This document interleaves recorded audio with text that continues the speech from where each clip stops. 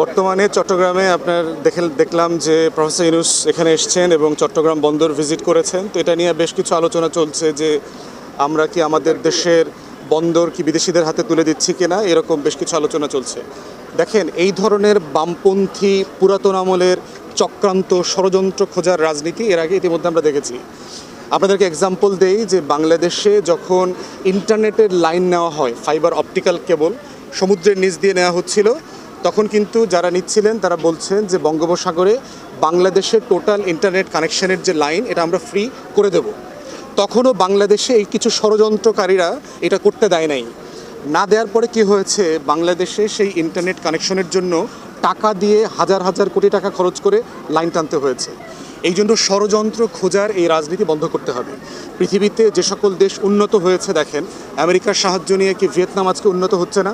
যেই ভিয়েতনামে তারা 60-এর দশকে যুদ্ধ করেছে, দেশটা ধ্বংস করে দিয়েছে। যেই জাপানে পারমাণবিক অস্ত্র ফেলেছে আমেরিকা, হিরোশিমা এবং নাগাসাকি দুইটা শহরকে মাটির সাথে মিশিয়ে দিয়েছে, সেই জাপানের সাথে সবচেয়ে বড় বিজনেস পার্টনারশিপ কার? আমেরিকার। অতএব কোরিয়া আজকে কাদের সাহায্য নিয়ে উন্নত হয়েছে? সিঙ্গাপুর, হংকং, তাইওয়ান কাদের সাহায্য নিয়ে আজকে উন্নত হয়েছে? দক্ষিণ কোরিয়া কাদের সাহায্য নিয়ে উন্নত হয়েছে? অতএব মনে রাখতে হবে, আমরা কি দিল্লির গোলামি করব? একটা ছোট লোক, একটা অতি দরিদ্র দেশের উপরে ভর করে চলবো? তার সাথে সীমান্ত বাণিজ্য করব? না দুনিয়ার সবচেয়ে বড় সুপার পাওয়ার, যে অর্থনীতিতে আমাকে সাহায্য করতে পারবে, প্রযুক্তিতে সাহায্য করতে পারবে, জবে সাহায্য করতে পারবে, আমার লক্ষ লক্ষ ছেলে মেয়েদেরকে বিদেশে নিতে পড়ালেখা করতে সাহায্য করতে পারবে, আমরা কাদের সাথে আসলে পার্টনারশিপটা করব? অতএব যখন ডিপি ওয়ার্ল্ডকে আপনার এই বন্দরের ম্যানেজমেন্ট মালিকানা, না মাথায় রাখতে হবে, এই বন্দরের মালিকানা কিন্তু বাংলাদেশের। এই বন্দরের ম্যানেজমেন্টের অংশটা হচ্ছে তারা দেখাশোনা করবে। এই দেখাশোনা করার এক্সাম্পল দেখেন, গ্রামীণ ফোন বাংলাদেশে শুরু করেছিল না? লাভ করতে পারে নাই তো, বড় নরওয়ে থেকে কোম্পানিকে আনতে হয়েছে না? আনার কারণে কি হয়েছে, আমরা প্রযুক্তিতে, ফোনে, কমিউনিকেশনে আমরা ডেভেলপ করেছি। অতএব বুঝতে হবে যে দেশ হিসাবে আমি এখন কোথায় আছি। আমার এই ষড়যন্ত্র খুঁজে বাংলাদেশকে কি আমরা এগিয়ে নিয়ে যেতে পারবো, না পিছায়া যাবে? অতএব আমাদের যেখানে সচেতন থাকতে হবে, আমরা প্রযুক্তি চাই, আমরা বিনিয়োগ চাই, আমরা উন্নয়ন চাই, অংশীদারিত্ব চাই, সব চাই, কিন্তু আমাদের স্বাধীনতা, সার্বভৌমত্ব, জাতীয় স্বার্থ যেন ভুলুণ্ঠিত না হয়, এটা হচ্ছে আমাদের দেখার বিষয়। এখন পর্যন্ত যেই প্রফেসর ইউনূসের হাতে পুরো বাংলাদেশটাকে তুলে দিয়েছি আমরা গত বছর আগস্ট মাসে, সেই প্রফেসর ইউনূস এমন কি করলেন যে তার কাছে এখন বন্দরের ব্যাপারে আমরা ভরসা করতে পারছি না, বাংলাদেশ বিমানটা কোথায় থাকবে সেটার ব্যাপারে ভরসা করতে পারছি না? আসল বাস্তবতা এগুলো না।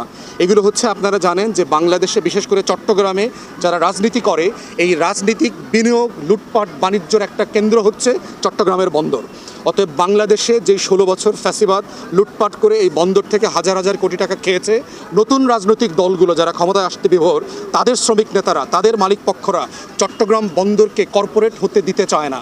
তারা এটাকে পেশাধারিত্বের ভিত্তিতে চলুক, সেটা হতে দিতে চায় না। এখন প্রশ্ন হচ্ছে যে আমরা কি কিছু লুটেরার কাছে বাংলাদেশ বর্গা দিব, না বাংলাদেশটাকে আমরা কর্পোরেশনে নেব, পেশাদারিত্বে ফিরায় নিয়ে যাব, সারা দুনিয়ার সাথে আমরা কম্পিট করব, দুবাইয়ের সাথে কম্পিটিশন করব, সিঙ্গাপুরের সাথে কম্পিটিশন করব, বেইজিংয়ের সাথে করব, ক্যালিফোর্নিয়ার সাথে করব, আমরা কোথায় নিতে চাই? অতএব সেই জায়গায় প্রফেসর ইউনূসের উদ্যোগকে আমরা স্বাগত জানাই। আমরা মনে করছি এটা রাইট ডিসিশন, এবং বাংলাদেশের প্রত্যেকটা প্রতিষ্ঠানকে যেখানে যেখানে ডেভেলপ করবার সুযোগ আছে, ইনক্লুডিং আমাদের বিমান, আমাদের যে এয়ারপোর্ট সিস্টেম, এগুলোকে ডেভেলপ করে দুনিয়ার মানে নিতে হবে। এবং সারা দুনিয়াতে এটা আছে।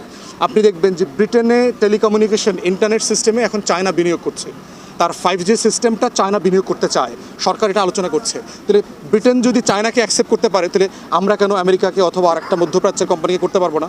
এগুলো তো আমরা করছি অলরেডি, বিভিন্ন সেক্টরে ইতিমধ্যে এগুলো হয়েছে। গার্মেন্টস সেক্টর কি বিদেশিদের কারণে ডেভেলপ করে নাই? গার্মেন্টস সেক্টরকে আমরা নিজেরা ডেভেলপ করেছি।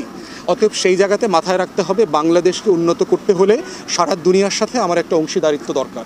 আমাকে মাথায় রাখতে হবে অংশীদারিত্বের পাশাপাশি আমার স্বার্থ ক্ষুণ্ণ হচ্ছে কিনা। যারা ষড়যন্ত্র তত্ত্বের কথা বলছেন, আপনারা দেখবেন এখন পর্যন্ত আমরা ভয় পাবার মতো, আশঙ্কিত হবার মতো কোনো তথ্য কারো কাছ থেকে এখনও পাই নাই।